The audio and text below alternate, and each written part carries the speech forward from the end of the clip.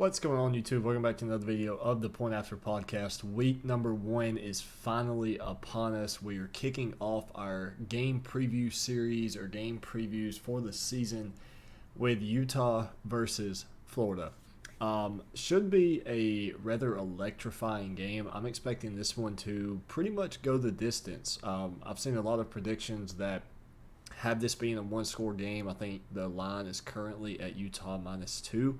I believe when it opened, it was actually the reverse of that: Utah +2, Utah +3, somewhere in there. But it's fallen down to -2 now in favor of Utah, which I'm all over it. I'll get into that in this video. But if you're new to the channel, go ahead and hit that subscribe button. We'll be covering, I think I've got 7 videos coming out today and tomorrow that are game preview videos. So if you're a sports bettor like some of us, some of this information may be useful. But getting on into it. A lot of information to go over and discuss in this. We have the returning production side of things, where Utah returns 67% and Florida only returns 55%. Again, that's just their returning production, not necessarily how many people are coming back. I have it on the screen for you that basically Florida's playing with Dan Mullen's leftovers, kind of what Billy Napier is inherited. They did okay recruiting. They did okay in the transfer portal. But again, you're basically dealing with a roster that has a lot of Dan Mullen still left on it, similar to what Steve Sarkisian inherited at Texas last year. It's a lot of, Napier he's going to have to get a hold of this program, and he will, but it's going to be before next year before you really start to see his footprint kind of all over the program, similar to what Mario Cristobal has down in Miami, where you're going to start to see Mario Cristobal's footprint a lot more in the future, 2023, 2024.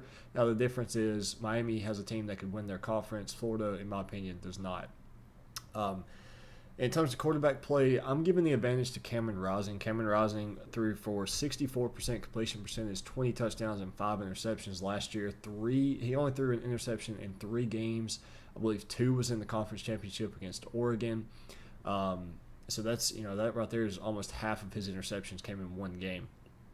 He also ran the ball for just under 500 yards, literally 499, and 6 touchdowns, averaging just under 7 yards per carry. In my opinion, he just takes care of the ball more. He's just as deadly as Anthony Richardson is with his legs. Anthony Richardson, though, he struggled last year keeping the ball in their hands. I think he played in 7 games. He threw 5 interceptions, only 6 touchdowns. Very, very inaccurate, 59% completion percentage. And Florida finished 6-7.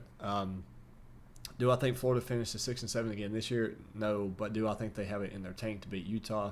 I don't. Looking back at my notes here, so Anthony Richardson in his games last year, he only threw the ball more than 10 times in 2 games. One was against LSU, the other one was against Georgia. So we have very limited numbers to go off of. That's part of another reason why I like Cameron Rising over AR-15. And in those 2 games, he was 22 for 39, 3 touchdowns, 4 interceptions. You're going to have to play better if you want to beat Utah. Now, the one thing Florida does have going for them, it is a home game. It is in the swamp. That's way in Utah's favor. In Florida's favor. A lot of times you see teams with home field advantage normally see a 2, 3, 4 point swing in the spread, meaning if this was a neutral site game, if Utah was at home, Utah would be around a 4 or 5 point favorite, just to give you a little deeper insight. Utah has had a top 50 defense every year in opponents' points per game since 2013. So I think that continues this year. They're very, very deep. Like I said, they return 67% of their overall production. But the thing is when you look at Utah versus Ohio State, now obviously some teams have people sitting out. I get it. But Ohio State pretty much played with their 2022 offense. You had Smith and Jigba, you had Marvin Harrison, you had C.J. Stroud, you had Travion Henderson, and they put up 48. Thing is, Utah was right there with them, scoring 45.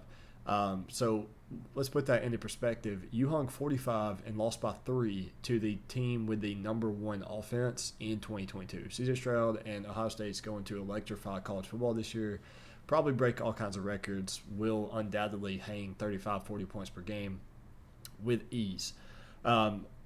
Another thing that has going for Cameron Rising is he returns 5 of his top 6 wide receivers from last year. So inevitably, in my opinion, all cars point towards Utah. Now, again, there's going to be a lot of hype around Florida. I think Florida could honestly jump on them early, but I like Utah to win the game. It's more of a maturity, more of an experience, more with the depth, more the culture of Utah. I like Utah to make the playoffs.